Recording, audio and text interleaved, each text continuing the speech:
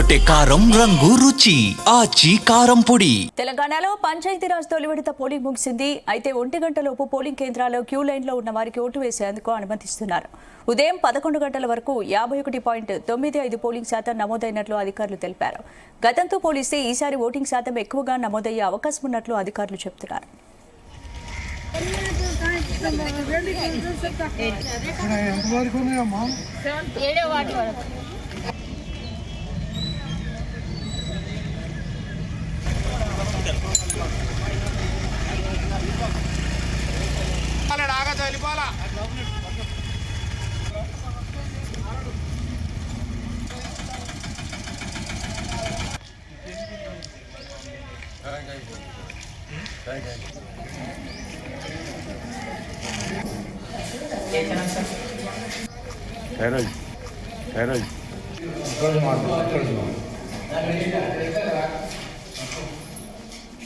తెలంగాణలో పంచాయతీరాజ్ తొలి విడత పోలింగ్ ముగిసింది. అయితే 1 గంటలోపు పోలింగ్ కేంద్రాల్లో క్యూ లైన్లో ఉన్న వారు ఓటు వేసేందుకు అనుమతిస్తున్నారు.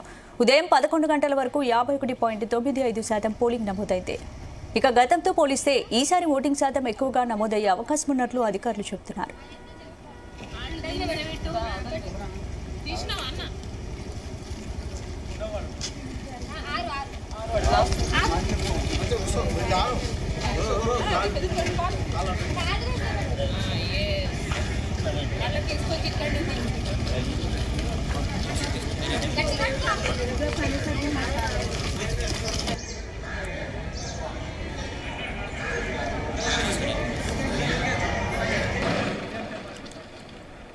తెలంగాణలో పంచాయతీరాజ్ తొలి విడత పోలింగ్ ముగిసింది. అయితే 1 గంటలోపు పోలింగ్ కేంద్రాల్లో క్యూ లైన్లో ఉన్న వారిని ఓటు వేసేందుకు అనుమతిస్తున్నారు. ఇందుకు సంబంధించి పూర్తి అప్డేట్స్ మా ప్రతినిధి వంశీకృష్ణ అందిస్తారు. లైవ్లో వంశీ. తొలి దశ సర్పంచ్ ఎన్నికలకు సంబంధించి పోలింగ్ సమయం ముగిసిందని చెప్పాలి. ఎవరైతే క్యూ లైన్లో ఉంటారో ఓటు వేయడానికి వారందరికీ కూడా ఓటు వేసేంత వరకు కూడా అవకాశం కల్పిస్తామని ఎన్నికల కమిషన్, స్టేట్ ఎలక్షన్ కమిషన్ తెలిపినటువంటి పరిస్థితి కూడా మనం చూడవచ్చు. ఇప్పటికే రాష్ట్ర వ్యాప్తంగా కూడా దాదాపుగా 3834 ఏదైతే సర్పంచ్ స్థానాలకు సంబంధించి కూడా పోలింగ్ ప్రక్రియ అనేది ఇప్పటివరకు కూడా జరిగిందని కూడా చెప్పాలి. దాంతోపాటుగా దీనికి సంబంధించి చూస్తే మాత్రం 27,628 వార్డు సభ్యులకు గాను ఈ యొక్క పోలింగ్ అనేది జరిగినటువంటి సందర్భం కూడా మనం చూస్తూ ఉన్నాము. ఏదైతే దీనికి సంబంధించి కూడా ఓటర్ల సంఖ్య చూస్తే మాత్రం దాదాపుగా 56 లక్షలకు పైగా కూడా ఓటర్ల సంఖ్య ఉందని కూడా చెప్పాలి. దాంతోపాటుగా ఏకగ్రీవాలకు సంబంధించి కూడా 300 ఏదైతే దీనికి సంబంధించి కూడా సర్పంచ్లకు సంబంధించి కూడా 396 సర్పంచ్ స్థానాలకి సంబంధించి కూడా ఏకగ్రీవాలు అయినటువంటి సందర్భం మనం చూడొచ్చు.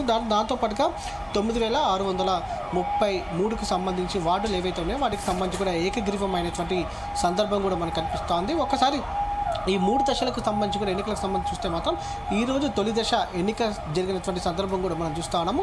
11 గంటల వరకు కూడా దాదాపుగా రాష్ట్ర వ్యాప్తంగా 52% మేర పోలింగ్ జరిగిందనేది కూడా ఎలక్షన్ కమిషన్ చెప్పినటువంటి సందర్భం కూడా మనం చూస్తున్నాము. గతంలో కంటే కూడా ఈసారి పోలింగ్ పర్సెంటేజ్ పెరిగే అవకాశం ఉన్నట్టు కూడా అటు స్టేట్ ఎలక్షన్ కమిషన్ అంచనా వేసినటువంటి సందర్భం కూడా మనకు కనిపిస్తోంది. ప్రధానంగా ప్రశాంతంగా ఎన్నికలు నిర్వహించడానికి భారీ ఎత్తున ఏర్పాట్లు కూడా జరిగింది. సీసీ కెమెరాలు కావచ్చు, దాంతోపాటుగా వెబ్ కాస్టింగ్ కూడా నిర్వహించడం జరిగింది. ఎక్కడైతే సమస్యాత్మక ప్రాంతాలు ఉంటాయో ఆ ప్రాంతాలలో ప్రత్యేకంగా పోలీస్ సిబ్బందితో పాటుగా ప్రత్యేకమైనటువంటి బలగాలను కూడా నియమించినటువంటి సందర్భం కూడా మనం చూస్తూ ఉన్నాము. ఏవైతే పోలింగ్కి సంబంధించి 18 గుర్తింపు కార్డులు, ప్రభుత్వం ఉన్నటువంటి గుర్తింపు కార్డులు ఏవైతే ఉంటాయో వాటిలో ఏ ఒక్కటి తీసుకొచ్చినా కూడా ఓటు వేయడానికి అవకాశం కల్పించారని కూడా మనం ప్రధానంగా చెప్పుకోవచ్చు. దీంతో పాటుగా రాష్ట్ర వ్యాప్తంగా కూడా మొత్తం 3 దశలకు సంబంధించి కూడా 12,728 సర్పంచ్ స్థానాలకు ఎలక్షన్ జరగనున్నాయి. ప్రధానంగా ఈరోజు తొలి విడతకు సంబంధించినటువంటి ఎలక్షన్ ముగిసినటువంటి సందర్భం కూడా మనకు కనిపిస్తూ ఉంది. దాంతోపాటుగా ఏదైతే 14వ తేదీన జరిగేటటువంటి 2వ విడత ఎన్నికలకు సంబంధించి కావచ్చు, దాంతోపాటుగా 17వ తేదీన జరిగేటటువంటి ఎన్నికలకు సంబంధించి కూడా ఈసీ ప్రత్యేకమైనటువంటి ఏర్పాట్లు చేసిందని కూడా చెప్పాలి. ప్రధానంగా ఇప్పటికే ఒక రకంగా చూస్తే మాత్రం అభ్యర్థుల్లో ఒక టెన్షన్ ఏర్పడినటువంటి సందర్భం కూడా మనకు కనిపిస్తూ ఉంది.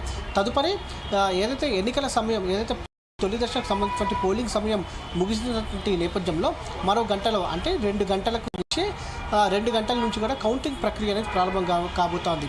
ముందుగా ఎక్కడైతే పోలింగ్ కంప్లీట్ అవుతుందో ఆ పోలింగ్ స్టేషన్స్కి సంబంధించిన పూర్తి వివరాలు మండల స్థాయి అధికారులకు అందించనున్నారు. మండల స్థాయి అధికారుల నుంచి జిల్లా స్థాయి అధికారుల నుంచి కూడా ఎంత పర్సెంటేజ్ జరిగిందని వచ్చిన తర్వాత అక్కడ నుంచి స్టేట్ ఎలక్షన్ కమిషన్కి కూడా పూర్తిగా ఒక పర్సంటేజ్ అనేది వచ్చిన తర్వాత ఆ యొక్క జిల్లాకు సంబంధించినటువంటి గ్రామాలలో ఏవైతే ఉన్నాయో ఆ గ్రామాలలో కౌంటింగ్ ప్రక్రియ అనేది వితిన్ 1 అవర్లో కొనసాగుతూ ఉంటుంది. సపోజ్ ఇప్పుడు దాదాపుగా ఒక గ్రామంలో 1:30 వరకు పోలింగ్ ప్రక్రియ అనేది కొనసాగిందంటే వితిన్ 1 అవర్లో అంటే 2:30 కల్లా కూడా ఆ యొక్క గ్రామానికి సంబంధించినటువంటి పర్సంటేజ్ ఎంతైంది అనేది మండల జిల్లా స్థాయి అధికారులకు చేరిన తర్వాత జిల్లా స్థాయి అధికారుల నుంచి దాదాపుగా ఇక్కడికి ఏదైతే స్టేట్ ఎలక్షన్ కమిషన్కి ఒక పర్సంటేజ్ చేరిన తర్వాత వితిన్ 1 అవర్లో కౌంటింగ్ ప్రక్రియ అనేది ప్రారంభం కాబోతోంది. ఈ కౌంటింగ్ ప్రక్రియ అనేది వార్డు సభ్యులు ఎవరైతే గెలిచిన తర్వాత సర్పంచులు ఎవరైతే గెలుస్తారో వార్డు సభ్యుల సమక్షంలోనే వార్డు సభ్యులు అటు ఉప సర్పంచులు కూడా ఎన్నుకునే అవకాశం ఉంటుంది. ఈ ప్రక్రియ మొత్తం కూడా పూర్తి కావడానికి సాయంత్రం 6-7 వరకు కూడా పట్టే అవకాశం ఉన్నట్టు కూడా స్టేట్ ఎలక్షన్ కమిషన్ అధికారులు కూడా అంచనా వేస్తూ ఉన్నారు. లేట్ అయినా కూడా పూర్తి స్థాయిలో ఎన్నికల ప్రక్రియ అనేది ఇవాళ పూర్తి చేసిన తర్వాతనే తాము ఇంటికి వెళ్తామనేది కూడా పూర్తి స్థాయిలో చెప్పడం జరిగింది. కాసేపట్లో స్టేట్ ఎలక్షన్ కమిషన్ మీడియా సమావేశం కూడా ఉండబోతుంది. ఎందుకంటే ఎంత పర్సెంటేజ్ జరిగింది, ఏ గ్రామాల్లో ఇంకా ఎన్నికలు అనేది జరుగుతూ ఉంది, ఎంత సమయం పట్టే అవకాశం అంటే వంశీ ఓటింగ్ పూర్తవడానికి ఇంకా అవకాశం ఉంటుంది. ఓటింగ్ పూర్తయ్యే సమయం అంటే ఇంకా ఎంత టైం పట్టొచ్చు పూర్తవడానికి? ఇప్పటికే 51% పోలింగ్ నమోదైంది కాబట్టి ఇంకా తుది టర్నౌట్ ఇంకా ఎంత పెరిగే అవకాశం ఉంది?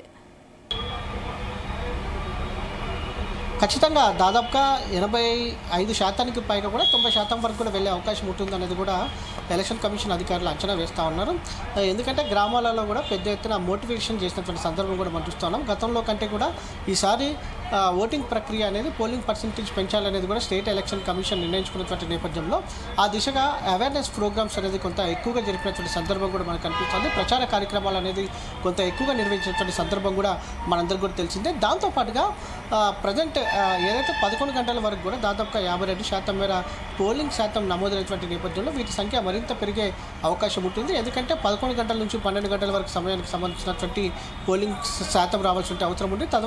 తర్వాత 12 నుంచి 1 గంట వరకు కూడా ఉండేటువంటి పోలింగ్ పర్సెంటేజ్ రావాల్సి ఉంటే అవసరం ఉంటుంది. తదుపరి 1 గంటకు సమయం గుడిచినటువంటి నేపథ్యంలో పోలింగ్ సమయం ఈ 1 గంట సమయంలో ఎవరైతే క్యూ లైన్లో నిలబడి ఉంటారో వారందరికీ సంబంధించి కూడా ఓటు వేసే అవకాశం కల్పిస్తామని చెప్పినటువంటి నేపథ్యంలో దీని అన్నింటికి సంబంధించి కూడా 2-2:30 కల్లా కూడా ఒక క్లారిటీ వచ్చే అవకాశం ఉంటుంది. రాష్ట్ర వ్యాప్తంగా కూడా తొలి విడతలో ఎంత పర్సెంటేజ్ వరకు పోలింగ్ శాతం నమోదైంది అనేది ఒక క్లారిటీ వచ్చే అవకాశం ఉంటుంది. ఓవరాల్గా ఈ ప్రాసెస్ మొత్తం కూడా ఏదైతే కౌంటింగ్ ప్రక్రియ ప్రారంభం కావడం, తదుపరి ఏదైతే వార్డు మెంబర్లు ఉప సర్పంచ్ని ఎన్నుకోవడం, ఇదంతా కూడా కనీసం 4-5 గంటలు పట్టే అవకాశం ఉంటుంది. అంటే దాదాపుగా 6 తర్వాతనే ఈ ప్రక్రియ మొత్తం కూడా పూర్తయ్యే అవకాశం కూడా కనిపిస్తూ ఉంది. ఒకవేళ ఎక్కడైనా పోలింగ్ శాతం ఏదైతే పోలింగ్ సంబంధించి కూడా పోలింగ్ ప్రక్రియ అనేది లేట్ అయినా కూడా ఇవాళ రాత్రి ఎంతైనా కూడా తాము పోలింగ్ ప్రక్రియకు సంబంధించినటువంటి కౌంటింగ్ ప్రక్రియ కావచ్చు, దాంతోపాటు ఏదైతే ఉప సర్పంచ్ ఎన్నికకి సంబంధించి కూడా పూర్తి స్థాయిలో అంతా కంప్లీట్ చేసిన తర్వాతనే ఇంటికి వెళ్తామనేది కూడా అంత ప్రక్రియ మొత్తం కూడా ఈరోజే పూర్తి చేస్తామనేది కూడా అధికారులు స్పష్టం చేసినటువంటి సందర్భం కూడా మనకు కనిపిస్తుంది. అటు నిజామాబాద్ జిల్లా రామరెడ్డి మండలానికి సంబంధించి చూస్తే మాత్రం చిన్న గోకుల్ తండకు సంబంధించినటువంటి గ్రామస్తులు అటు పోలింగ్ని బహిష్కరించినటువంటి సందర్భం కూడా మనకు కనిపిస్తూ ఉంది. ఎందుకంటే పెద్ద గోకుల్ తండకు సంబంధించినటువంటి వారు చిన్న గోకుల్ తండకు సంబంధించి అభిప్రాయం తీసుకోకుండా సర్పంచ్ని ఎన్నుకున్నారు అనేది ఉద్దేశంతో అటు చిన్న గోకుల తండకు సంబంధించినటువంటి నిజామాబాద్లో రామరెడ్డిపల్లిలోని మండలంలోని ఏదైతే చిన్నగోకుల తండ వాళ్ళు అటు ఏదైతే పోలింగ్ ప్రక్రియను నిలిపివేసినటువంటి సందర్భం కూడా మనం చూస్తాము, బహిష్కరించినటువంటి సందర్భం కూడా మనకు కనిపిస్తోంది. దీనికి సంబంధించి కూడా అధికారులు ఎలాంటి నిర్ణయం తీసుకుంటారు అనేది కూడా వేచి చూడాల్సిన అవసరం ఉంది. మొత్తం ఇదైతే క్యూ లైన్లో రాష్ట్ర వ్యాప్తంగా ఎవరైతే తొలి దశలో గ్రామాలలో ఎవరైతే ఓటు వేయడానికి క్యూ లైన్లో ఉంటారో వారందరూ కూడా ఒక రకంగా వారికి ఓటు వేసే అవకాశాన్ని మాత్రం ఎలక్షన్ కమిషన్ ఏదైతే కల్పిస్తూ ఉంది. మొత్తం ఓవరాల్గా పోలింగ్ పర్సెంటేజ్ ఎంత అయింది అనేది సంబంధించి 2-2:30 కల్లా కూడా పూర్తిగా తెలిసే అవకాశం ఉంటుంది. Thank you Vamsi. తెరకొట్టే కారం రంగు రుచి ఆచి కారం పొడి.